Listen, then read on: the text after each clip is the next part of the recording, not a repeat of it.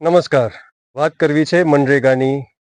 મનરેગાના બહાર આવી રહેલા કૌભાંડો, ભ્રષ્ટાચાર આચરતા તત્વો, સરકારી તિજોરીમાં રહેલ સામાન્ય ટેક્સપેયરના રૂપિયાની તથા 15-17 વર્ષથી કાર્યરત મનરેગાના કર્મચારીઓની, તેની સાથે સાથે રાજ્યના યુવા ધનની તથા ભવિષ્યના રાજ્યના વહીવટી માળખાની.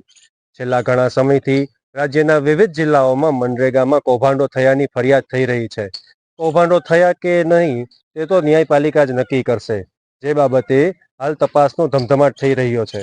આ બાબતે સૌ કોઈ રાહ જોઈ રહ્યા છે કે આ કૌભાંડમાં કોણ કોણ કસૂરવાર છે, કેની ધરપકડ કરવામાં આવી, કોણ બચી ગયું, કૌભાંડ કઈ રીતે કરવામાં આવ્યું. પરંતુ કોઈ નથી વિચારી રહ્યું તો મનરેગાના શોષિત કર્મચારીઓ અને અધિકારીઓ વિશે. અગમ્ય કારણોસર વર્ષ 2020-21થી મનરેગામાં મટીરીયલ સપ્લાય એજન્સીઓનું આગમન થયું. પહેલા જે ગ્રામ પંચાયત સ્તરે 60-40નો રેશિયો જાળવવાનો હતો તે જિલ્લા કક્ષાએ કરી દેવામાં આવ્યો અને કૌભાંડીઓ, ભ્રષ્ટાચારી તત્વોનો માર્ગ મોકળો થઈ ગયો. સામાન્ય ટેક્સપેયરના રૂપિયાથી ભરાયેલ સરકારી તિજોરી ખાલી કરીને કૌભાંડનો વેપલો કરતા તત્વો પોતાની તિજોરી ભરવા લાગ્યા અને આખરે થયું એ જ જે થતું આવ્યું છે. આ કૌભાંડી તત્વોનો ભાંડો ફૂટ્યો. સમગ્ર ઘટનાક્રમમાં જો સૌથી વધુ દરિદ્ર પરિસ્થિતિ હોય તો તે મનરેગાના કરાર આધારિત કર્મચારીઓ અને અધિકારીઓની છે. 15-17 વર્ષથી કાર્યરત આ મનરેગાનો કર્મચારી કે જેઓ ઓજસ દ્વારા નિયત કરેલ પરીક્ષા પાસ કરીને નોકરીમાં જોડાયો ને જોગવાઈ હોવા છતાં નથી યોગ્ય પગાર વધારો મળ્યો કે નથી જોબ સિક્યોરિટી મળી. બેરોજગારી જ એ ચરમસીમાએ છે કે આ કર્મચારી નોકરી મૂકી પણ નથી શકતો. એવામાં સત્તાને સાથે રાખીને ભ્રષ્ટાચારનો વેપલો કરતા તત્વો દ્વારા આ કર્મચારીને બદલીના નામે નોકરીમાંથી કાઢી દેવાના બહાને જોર જબરદસ્તીથી પોતાના કામો કરાવવામાં આવે છે અને જ્યારે ભ્રષ્ટાચાર બારે આવે છે ત્યારે ફક્ત ફરિયાદના આધારે જ આવા કર્મચારીઓને માથે દોષનો પોટલો નાખી દેવામાં આવે છે તથા કોઈ તપાસ કરાવ્યા વિના જ નોકરીમાંથી બરતરફ પણ કરી દેવામાં આવે છે. હાઈકોર્ટના કેસ નંબર 13-621ના ચુકાદા મુજબ કરાર આધારિત જગ્યા પર ફક્ત કરાર દ્વારા જ ભરતી કરવા જણાવેલ, તેમ છતાં વિભાગ દ્વારા ખાલી પડેલી જગ્યાઓ આઉટસોર્સથી ભરવા કોર્ટમાંથી અનુમતિ લઈ લેવામાં આવી, જેથી હવે તો રાજ્યભરમાં કરાર આધારિત ભરતી પણ બંધ કરી દેવામાં આવેલ છે અને તેને સ્થાને તો આઉટસોર્સ કર્મચારી અધિકારીઓ રાખી દેવામાં આવે છે ને પરિસ્થિતિ પેલા હતી એવી ને એવી જ રહે છે. આ બાબતે ખરેખર તો જો કોઈ સંસ્થા દ્વારા સર્વે કરાવવામાં આવે તો ખૂબ જ ચોંકાવનારા આંકડાઓ સામે આવી શકે છે કે એક વર્ષમાં એક જ પોસ્ટ પર કેટલા આઉટસોર્સ કર્મચારીઓની ભરતી કરવામાં આવી અને કેટલાને બરતરફ કરવામાં આવ્યા. કહેવાય છે ને કે લોભીના ધન ધુતારા ખાય, એ જ પ્રકારે જાણે થયું છે. શાસન પ્રશાસન દ્વારા આ મનરેગા કર્મચારી અધિકારીને પગાર પેટે એમનો હક ના આપીને બચાવેલા નાણાં કૌભાંડી ધુતારાઓ ખાઈ જાય છે. સમસ્યા એનાથી પણ વિકટ એ છે કે આવા પ્રકારના કૌભાંડો, ભ્રષ્ટાચાર, ગેરરીતિઓ ભવિષ્યમાં ન થાય એ બાબતે શાસન પ્રશાસન દ્વારા વિચારવામાં જ નથી આવતું. જાણે શાસન પ્રશાસન આ કૌભાંડની પ્રથા ચાલુ જ રાખવા માંગતી હોય અને કર્મચારીઓનું શોષણ કરવામાં ખરેખર આનંદ આવતો હોય.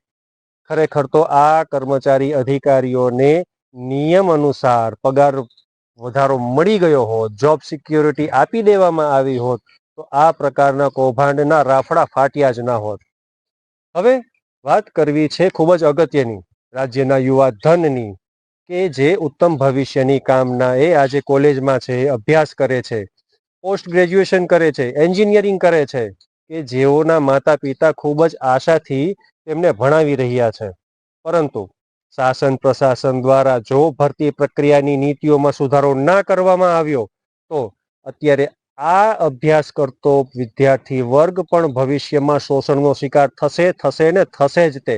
કેમ કે રાજ્યના જાણીતા અખબારમાં પ્રસિદ્ધ થયેલ અહેવાલ મુજબ રાજ્યના તમામ સરકારી વિભાગોમાં કુલ 40%થી પણ વધુ કર્મચારીઓ કરાર આધારિત આઉટસોર્સથી ફરજ બજાવી રહ્યા છે, જે આંકડામાં જોવા જઈએ તો 1,65,000થી પણ વધુ છે. આમ જે માનવબળની જરૂરિયાત કાયમીના માટે રહેવાની છે એને કાયમી નોકરી આપવામાં શું સમસ્યા હોઈ શકે? કેમ જાણી જોઈને એમનું શોષણ કરવું જોઈએ? ગુજરાતમાં થતી ઘટના દુર્ઘટનાનો ટૂંકો ઇતિહાસ આપણે જોઈએ તો એવા કાંડ શબ્દોનો પ્રયોગ કરવામાં આવે છે. જેમ કે મોરબી પુલ કાંડ, રાજકોટ ટીઆરપી કાંડ તથા વડોદરા હરણી કાંડ.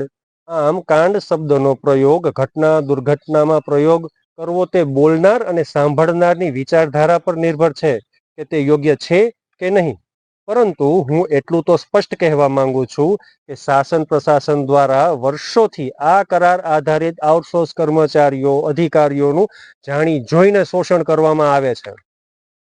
તેમને તેમના હકથી વંચિત રાખવામાં આવે છે કે જ્યારે ભ્રષ્ટાચાર બહાર આવે ત્યારે આ કર્મચારીઓને કોઈ જાતની તપાસ કરાવ્યા વિના જ નોકરી પરથી બરતરફ કરી શકાય ને કડક પગલાં લેવાયાનો દંભ કરી શકાય.